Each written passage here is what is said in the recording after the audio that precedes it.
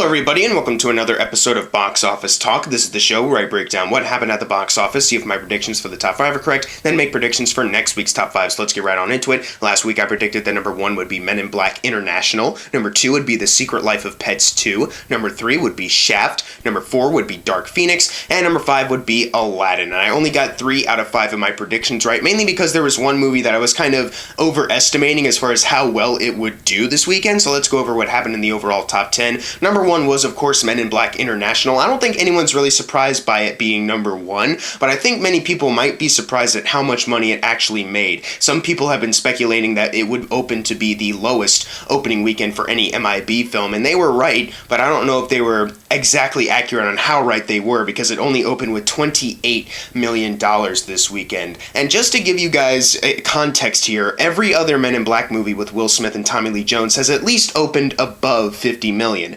This movie opening at 28, not even like a 40 million opening, but at 28 is embarrassing to say the least. Worldwide, it is sitting at $102 million, and the budget is only 110, so maybe worldwide they will be able to get to 220 million, but domestically, it is for sure not a big hit here, and I'm honestly really surprised by that. I thought for sure maybe the fact that Chris Hemsworth and Tessa Thompson were in this would draw some people to it, but I guess not. Number 2, we have The Secret Life of Pets 2, making 23 million, adding to a domestic total of 92 million. Worldwide, it is sitting at 154 million. Now, both of these films on the domestic worldwide chart for Illumination's filmography are directly behind Hop. So far, Secret Life of Pets 2 is the lowest grossing film Illumination has ever made. That's obviously not going to last, because domestically, it only needs to make 16 million more until it outgrosses Hop, and worldwide it only needs 30 million more to outgross Hop, which it definitely will get to. But the fact that it is 2 weeks out in theaters, and it's the sequel to a highly successful Illumination film, the fact that it's still so far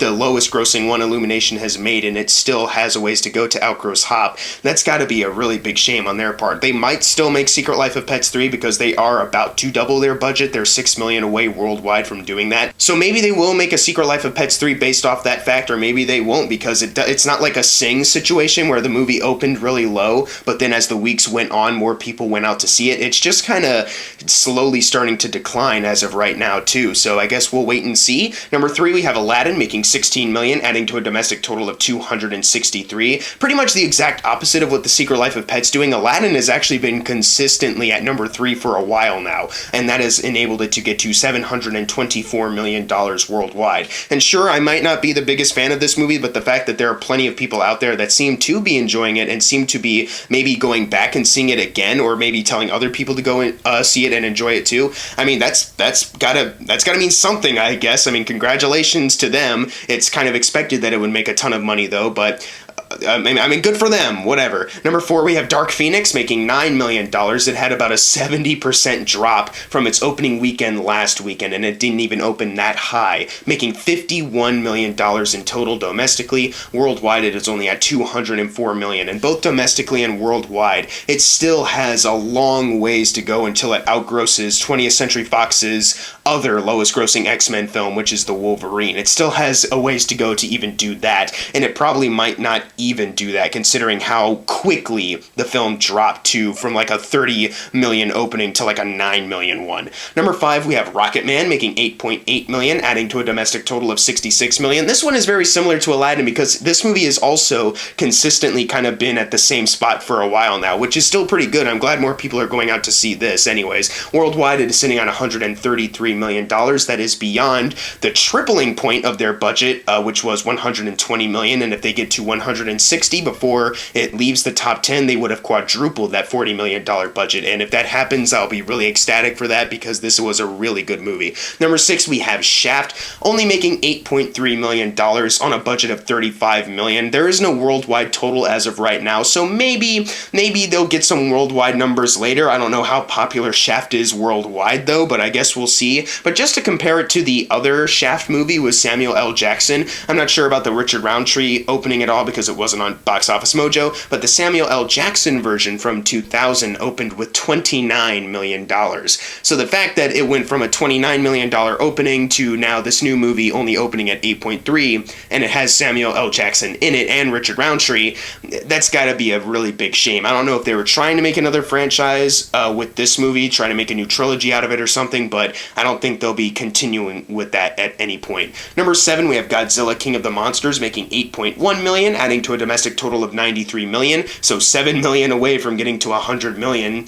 Which is good, but it's still a long ways to go until it outgrosses Kong Skull Island or the first Godzilla movie, which it definitely won't do at this point. Worldwide, it is sitting at $339 million, which is $1 million away from doubling its $170 million budget, which is good, but once again, I don't know how good that is according to Warner Brothers and Legendary. This is still, I'm sure, a huge disappointment to them because I'm sure they were expecting at least $500 million worldwide. So it only just continues to further the theory that after Godzilla vs. Kong, depending on how well that does, this might be the very last few movies that we see out of this monsterverse that they were making. Number 8, we have John Wick Chapter 3 Parabellum making $6 million, adding to a domestic total of $148 million, which is still fantastic here. Worldwide, it is sitting at $276 million, which is $24 million away from $300 million worldwide. It's about to leave the top 10, I'm sure, so I won't be able to report on the fact if it does get to $300 million worldwide or not, but if it does, I just want to say that that is fantastic for this film, and I can't wait for John Wick Chapter 4, because this film was really awesome, and I can't wait to see that, and also just to see how well that movie does at the box office, because the fact that this movie surprised so many people as far as how well it did, imagine how Chapter 4 is going to be with the audience continuing to grow and people continuing to enjoy these films. Number 9, we have Late Night. It's been in limited release for a while, but now it's fully expanded, and only made $5 million this weekend on a budget of $4 million, so I think maybe if more people try to go out and see it while it has expanded, it will be able to double that $4 million budget, and